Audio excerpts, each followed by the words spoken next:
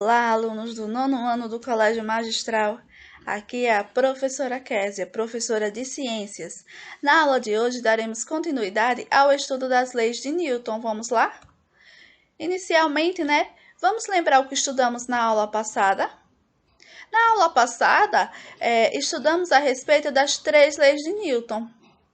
A primeira lei de Newton, ou princípio da inércia, diz o seguinte, olha, que na ausência de forças, se um corpo estava inicialmente em repouso, continuará em repouso. Se estava em movimento retilíneo, continuará se movendo com a mesma velocidade e na mesma direção. Este, é o princípio da inércia. Em outras palavras, temos que corpos em repouso tendem a permanecer em repouso, certo? E corpos em movimento retilíneo uniforme tendem a permanecer em movimento retilíneo uniforme indefinidamente, a não ser que uma força resultante não nula atue sobre eles, alterando seu estado de movimento. Há diversas situações cotidianas às quais estão aplicados o princípio da inércia. Por exemplo, se você está andando a cavalo, certo? E o seu cavalo para bruscamente, a sua tendência, é seguir em movimento, ou seja, ser lançado para frente. Por que isso acontece? Porque inicialmente você estava, com a mesma, certo, velocidade do cavalo. Quando o cavalo parou, quando o cavalo diminuiu a velocidade, você continuou com a mesma, fazendo com que, você fosse lançado para frente. O mesmo acontece no ônibus, por exemplo. Quando estamos, nos deslocando de ônibus, a nossa velocidade naquele momento é igual à velocidade do ônibus. Então, se há uma necessidade dele frear bruscamente, continuaremos com a mesma velocidade, fazendo com que sejamos lançados para frente. Um uso muito importante da primeira lei de Newton, uma aplicação prática, é o cinto de segurança. Então, em casos de acidentes ou freadas bruscas, o cinto de segurança ele vai ser muito importante porque ele vai prender, certo, o corpo do passageiro e do motorista ao banco do veículo. Isso faz com que, ele não se choque contra as partes internas do veículo, como, por exemplo, o volante, o para-brisa, o painel e os bancos dianteiros. Esse dispositivo, o cinto de segurança, ele é de total importância para salvar vidas. Além do cinto de segurança, os veículos eles também têm outro dispositivo que é bastante importante, que é o airbag, que vai servir para desacelerar o corpo do passageiro de maneira mais lenta. Então, ele vai diminuir o risco de lesões também. Ele utilizado, em conjunto com o cinto de segurança, tem muita eficácia. Já a segunda lei de Newton, ou também princípio fundamental da dinâmica, diz que a resultante das forças que agem sobre um corpo, sobre um ponto material, é igual ao produto de sua massa pela aceleração adquirida. Então, força igual a massa vezes a aceleração. Ou, vocês podem chamá-la carinhosamente de força Maria. Temos, então, que a força resultante que vai atuar sobre um corpo será igual ao produto da massa do corpo pela aceleração adquirida. Essa aceleração ela possui a mesma direção e o mesmo sentido da força resultante que age sobre o corpo. Temos ainda, que a massa de um corpo ela vai determinar, certo, a maior ou a menor resistência à mudança do estado em que ele se encontra. Podemos observar isso, por exemplo, ao puxarmos uma caixa. Ao puxarmos uma caixa com uma massa muito grande, percebemos que ela vai oferecer uma resistência maior, de movimento do que se puxarmos uma caixa, digamos, com uma massa muito menor. Lembrando também que a unidade de medida para a força é o Newton. Por fim, falamos da terceira lei de Newton, o princípio da ação e reação. Para toda ação, corresponde, né, a uma reação de mesma intensidade, certo? De mesmo módulo, né? Mesma direção e em sentido contrário. Então, sempre que um corpo B exerce uma força sobre um corpo A, este reage exercendo em B outra força de mesma intensidade e direção, mas em sentido contrário, certo? Então, né, agora que lembramos de tudo que estudamos na aula passada a respeito das 3 leis de Newton, vamos falar sobre a força de atrito. A força de atrito, ela surge em sentido contrário ao movimento. Temos, né, que a força de atrito ela é importantíssima, certo, para as nossas vidas. Sem ela, não seria possível, por exemplo, vocês estarem sentados na cadeira assistindo a essa aula, porque, né, já teria escorregado. Então, o simples ato, por exemplo, de andar, não seria possível, pois sem o atrito, a gente não conseguiria nem ficar de pé. O atrito, né, ele vai ser provocado pela rugosidade existente nas superfícies.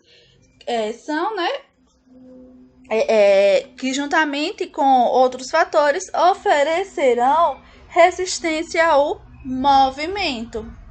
Temos aqui, então, 2 tipos de atrito. O atrito estático, quando o objeto ele está em repouso, e o atrito dinâmico, quando o objeto ele está em movimento, certo?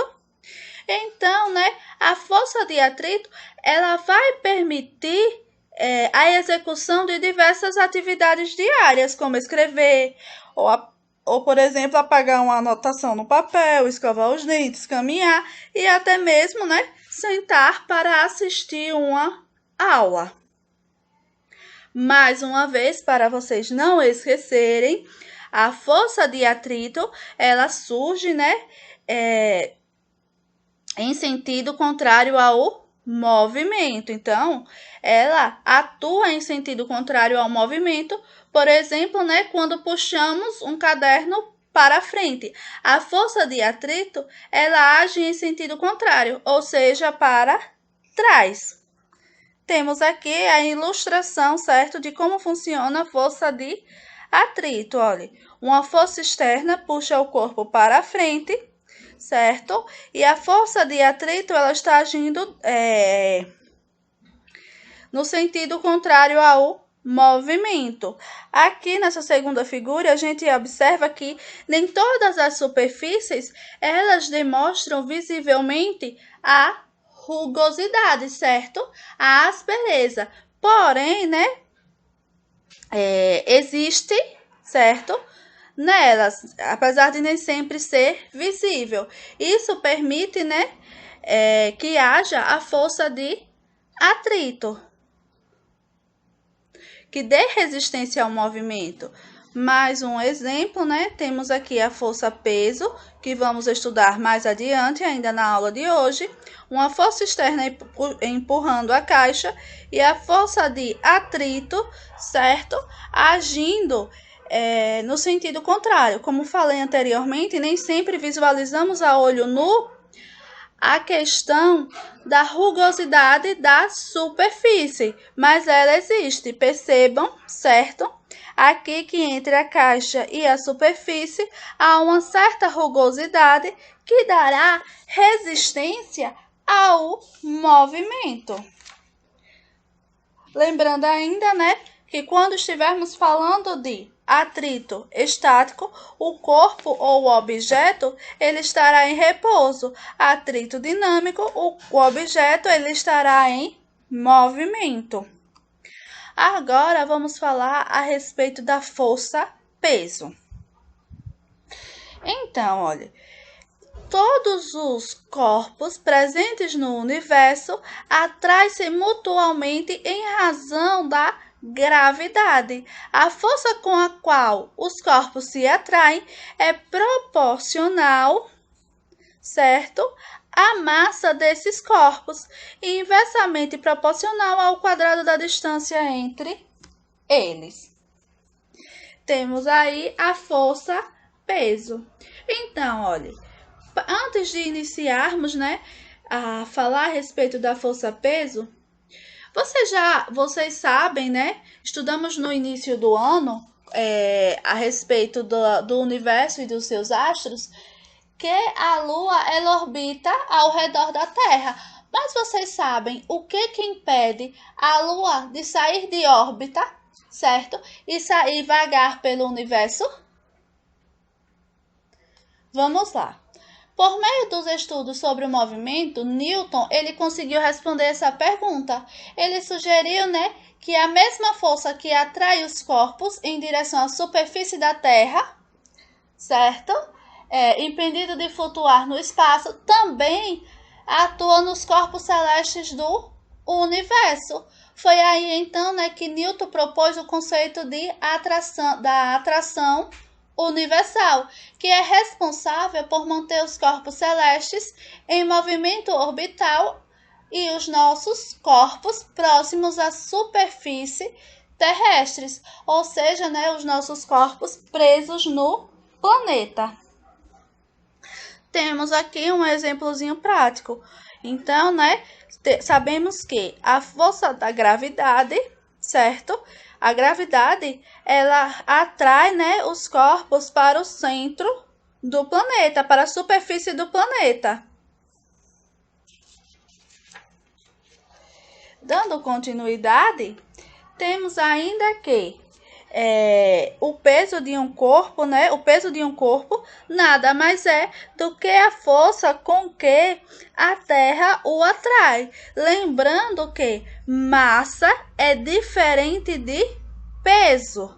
A massa está ligada à quantidade de matéria, certo?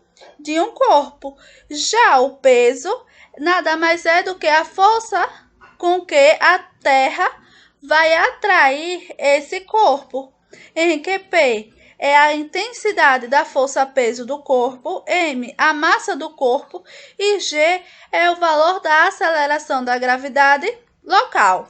Lembrando ainda que a massa é uma propriedade do corpo, então ela não muda. Se a minha massa for 75 kg, vai ser a mesma tanto aqui quanto na Lua. Já o que vai mudar é a aceleração da gravidade, certo? A aceleração da gravidade aqui na superfície do planeta Terra é de aproximadamente 9,8 metros por segundo ao quadrado. Percebam, né, que G está representando a aceleração. E a unidade da aceleração, né, é o metro por segundo ao quadrado. A unidade de medida para a massa é o quilograma. E para peso, né, peso é uma força. Força tem como unidade de medida o Newton. Exatamente. Então, né, mais uma vez, a massa ela não altera, independente do local onde você esteja. Já a aceleração da gravidade é que vai alterar, certo? Mais uma vez aqui, olha, unidade de medida de força no Sistema Internacional de Unidades é o Newton. Vamos ver como funciona na prática? Olha, primeira questão diz assim: calcule o peso de um objeto de 50 kg na superfície terrestre, onde a gravidade é de 9,8 metros por segundo ao quadrado. Temos, então, o valor da aceleração da gravidade, 9,8 metros por segundo ao quadrado, e o valor da massa, que é 50 kg. Peso é igual a massa vezes a aceleração da gravidade. Vamos substituir esses valores nesta equação. Então, temos que peso, né, será igual a 50 vezes 9,8. Temos aqui um peso de 490 newtons. Agora, se outra pessoa, né, estiver na Lua. Diz assim, olha, a segunda questão. Qual o peso de uma pessoa de 70 kg na Lua? Considere que a gravidade na Lua é de 1,6 metros por segundo ao quadrado.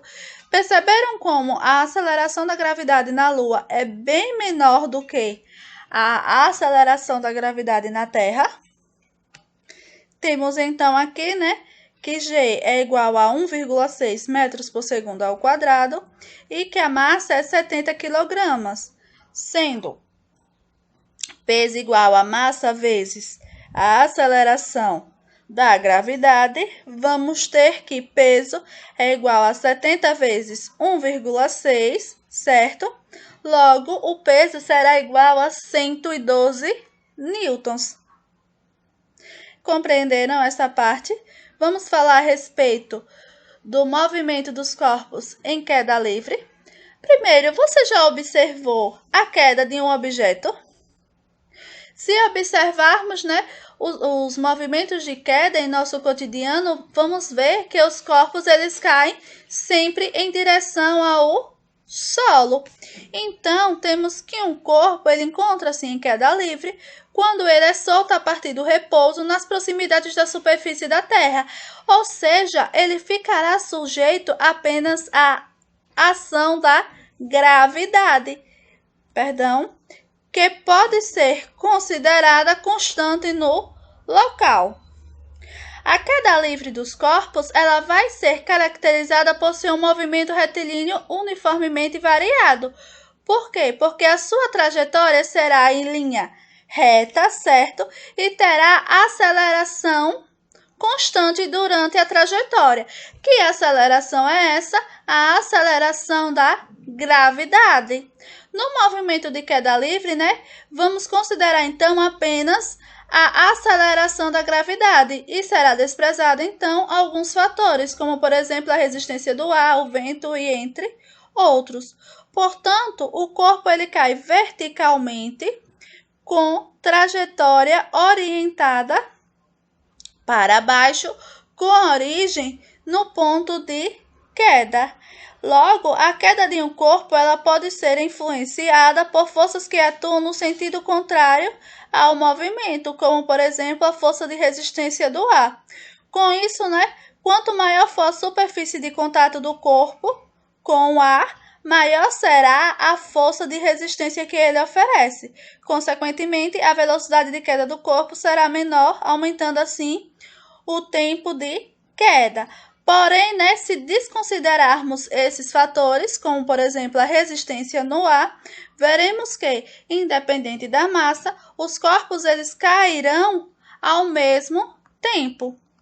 Temos aqui um exercício resolvido para fixar melhor o conteúdo. Diz assim, olha, o que acontece com o movimento de dois corpos de massas diferentes ao serem lançados horizontalmente com a mesma velocidade, de uma mesma altura e ao mesmo tempo, quando a resistência do ar é desprezada?